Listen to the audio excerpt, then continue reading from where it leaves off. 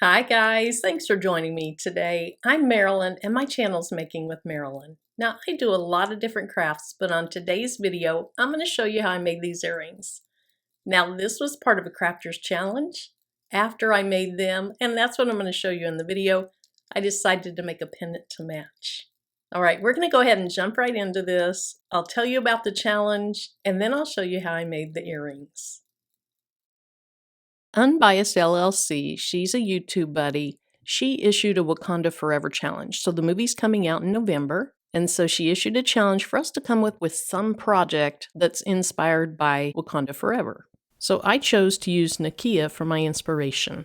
Now her outfit in the movie, it is golden brown. It has a really beautiful geometric print on it. So I used part of that print and I came up with these earrings. So what I'm going to do is I'm going to use my laser. And I'm going to cut a piece of wood out in the shape of the gold part.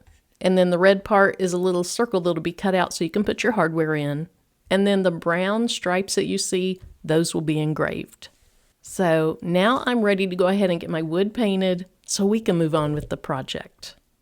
Now this is just a piece of board that I got from the Dollar Tree store. And you can see I practiced on it with paint and rhinestones down here. I've cut out this part. Anyway, I'm going to go ahead and paint part of this, and then I'm going to put this in my laser, engrave and cut out of this, add the hardware on, and I think I'm going to have some really cute earrings. Now the first thing I want to do is I want to go ahead and put just a little bit of water in this other little plastic cup. And then I'm going to do somewhat of a whitewashed effect. This wood is a pretty color for what I'm doing, but I did want it to have a little bit of a gold accent, or a little bit of a gold tint to it. I don't want straight paint, so I'm going to go ahead and pour some of the paint in that water. Now this is just Deco Art metallic paint. The thought is, kind of like you do whitewashing, I'm going to do gold brushing. So hopefully this mixes up with the water. Doesn't really seem to want to mix all that well.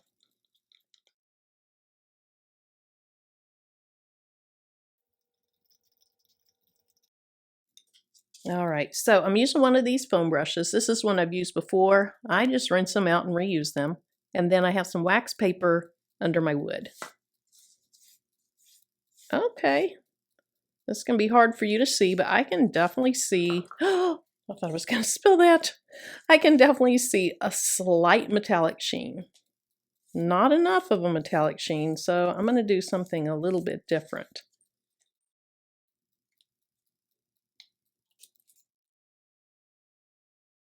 Okay, I'm going to go ahead and smooth this out.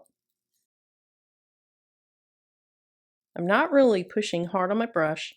I'm just allowing the weight of it to really smooth that paint out. Now I'm pretty happy with the way this wood turned out. It's golden. You can still see some of the natural texture of the wood through there. It's a little bit shimmery or sparkly. It's very pretty. So I'm happy with this. Now I'm going to go ahead and use some masking paper on it. That's going to protect the front from singe marks. Now after I cut it and engrave it, I'll peel the paper off and hopefully we'll have a beautiful earring revealed. All right, I've already cut my masking paper or my masking tape, and I cut it large enough so that I could wrap it to the back side, because you don't want the back side singed either. I know people won't see it as much, but I want it to look nice as well.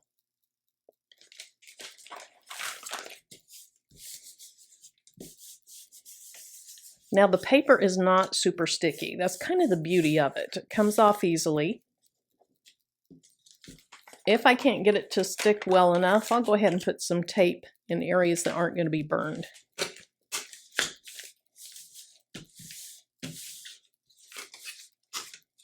Now I'll probably be able to see from the camera where I need to stay within, but I'm just going to go ahead and put a mark at the bottom and at the top. And then I want to try to stay within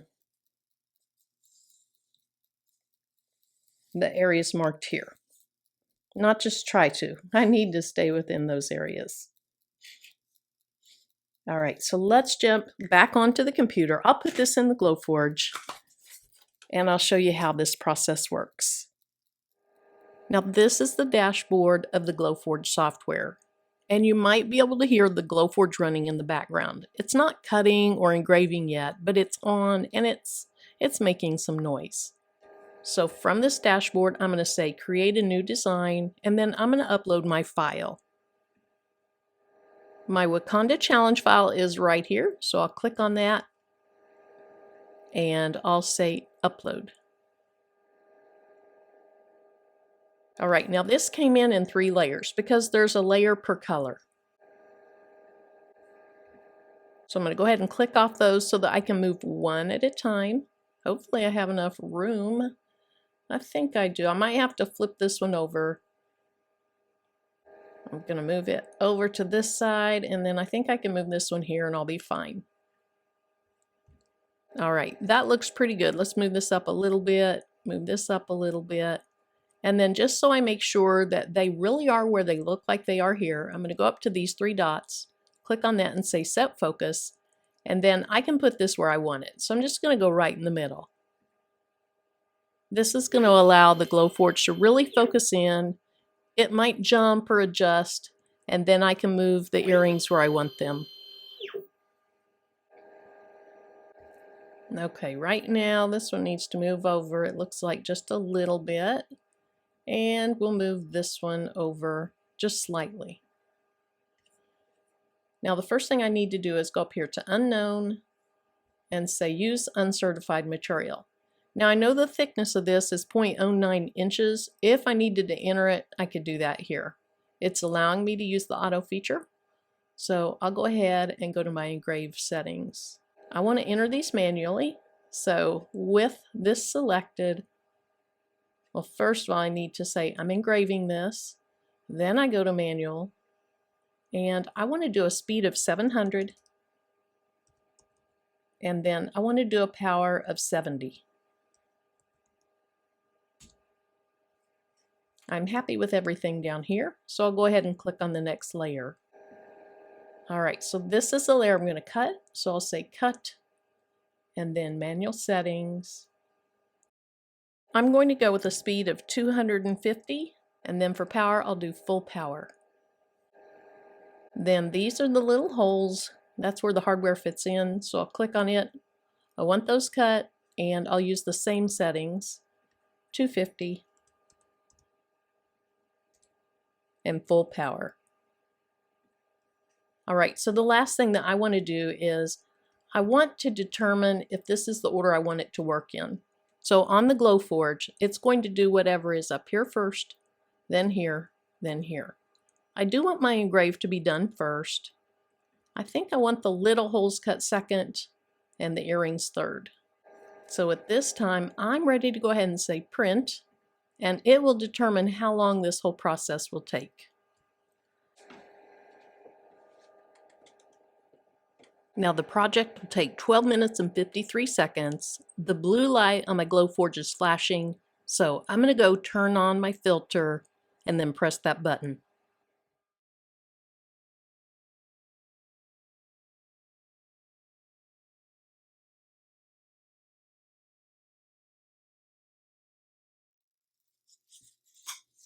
All right, so here it is. And it looks like a lot of the paper got blown off in the process.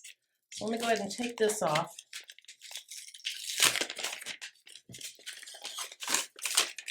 And then that one came right out. It looks like this other one, I might have to push it out just a little bit.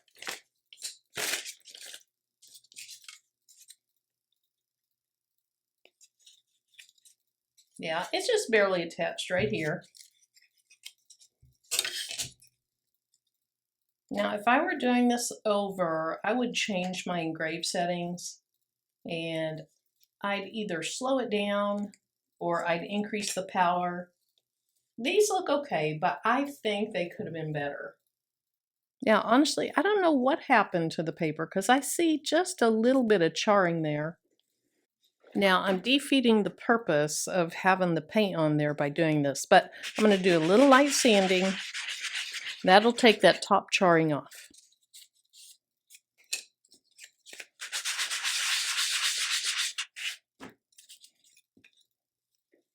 Now, another thing you can do is you can try a little bit of rubbing alcohol. But since this has paint on it, I'm a little bit worried about gumming that up. But I'm going to go ahead and try this anyway.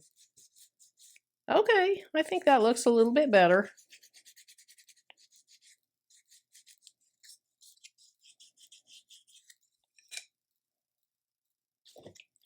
Now, I would not do this with paper towels so much because the paper or the fibers of the paper towel can get stuck onto your whatever you're making.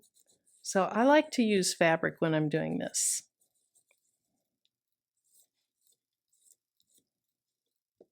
All right, well, they're not quite what I had envisioned in my head.